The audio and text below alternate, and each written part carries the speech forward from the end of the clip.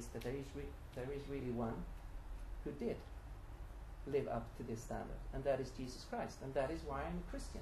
I'm so impressed and transformed by his life. Cominciamo, I think. A short question. By? Who? Vit. Izvoli. Short, please. I'll do my best. I'm Vit Budušek. I'm a graduate in psychology, doing my PhD now in biomedicine. And I feel compelled, although I'm not a believer myself, to side with Dr. Gustavsson. I have to begin with a general opinion about the discussion.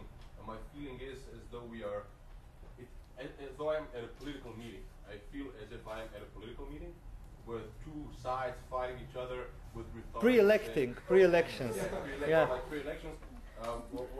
What I get is much good or bad rhetoric and jokes and evidence, but little arguments.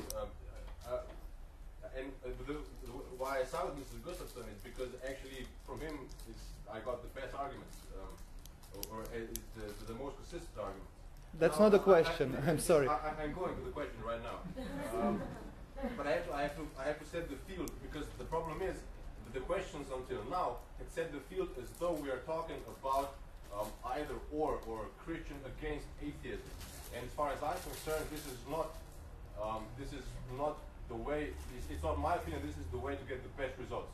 For me, to get the best results out of this debate is from the start is what can we gain from either. And I've heard very little about that. So you're giving a comment. It's not a question. My question is about the ethics.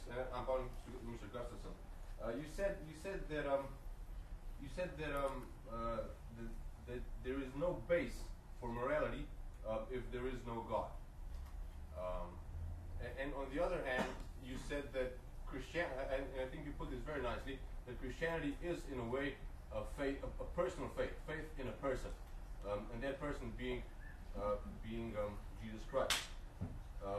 Now, we all know that the ethics that come from Christianity have been changing through time, and so that even this personal faith is in a way an emancipatory faith. I mean, it emancipates itself through time.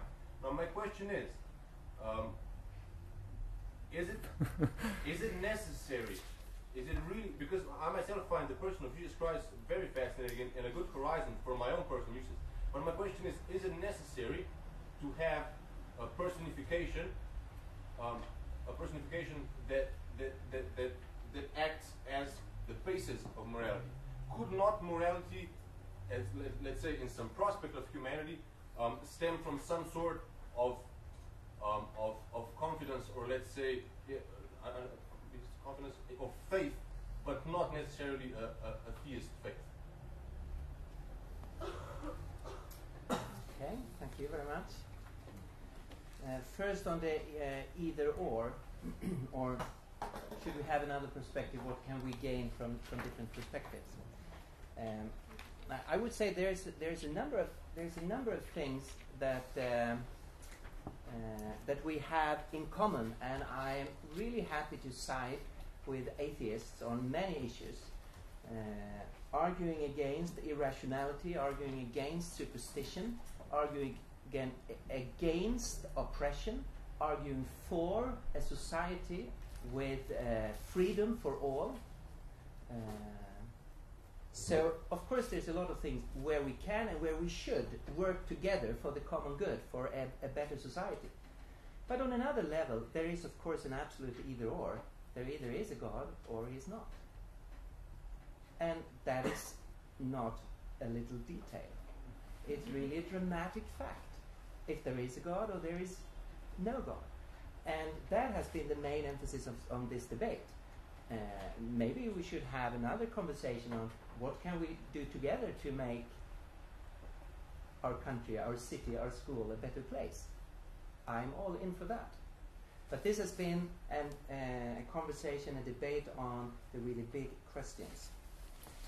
Then to your specific question, why think of a personal God as the ultimate basis for morality? Couldn't you find the basis in some other transcendent reality.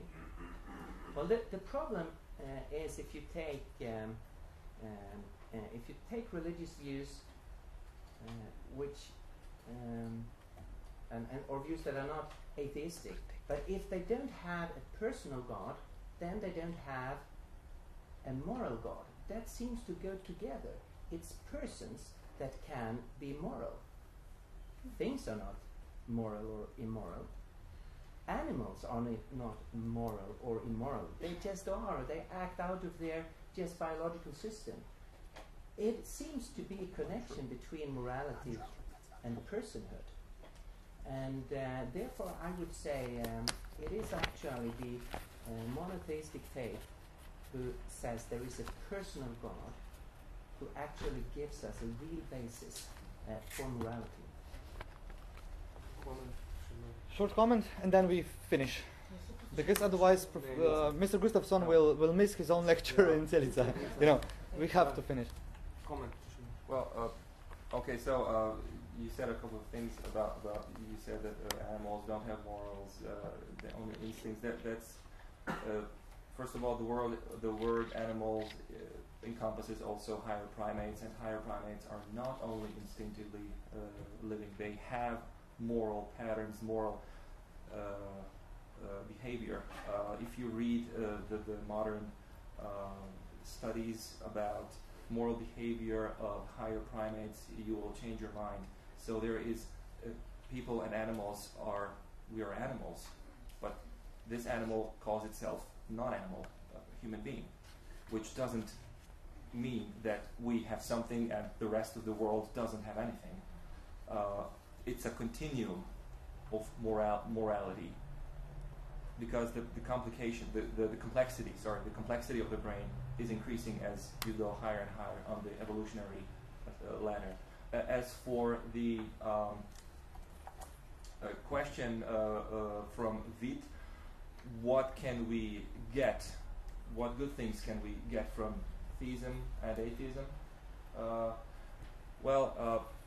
We have all seen theism and atheism, what both of these systems, let's call it, have done until now.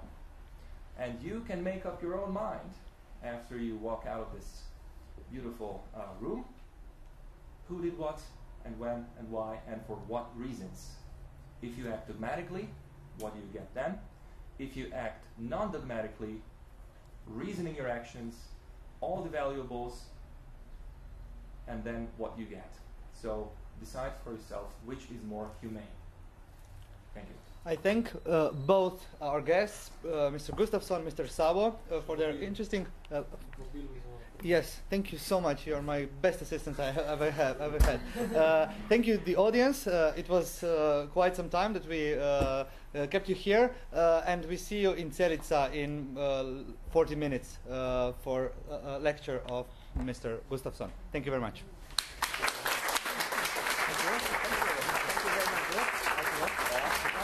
Thank you very much.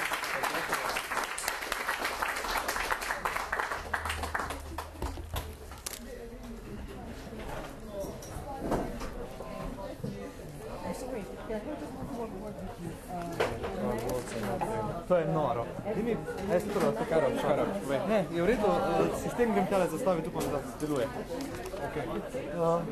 Julija, to je pa Avstralca.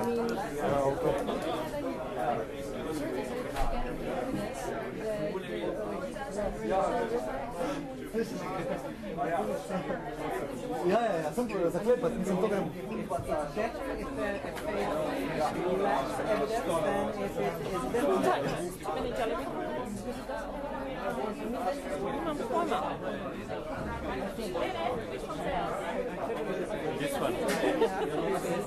This one.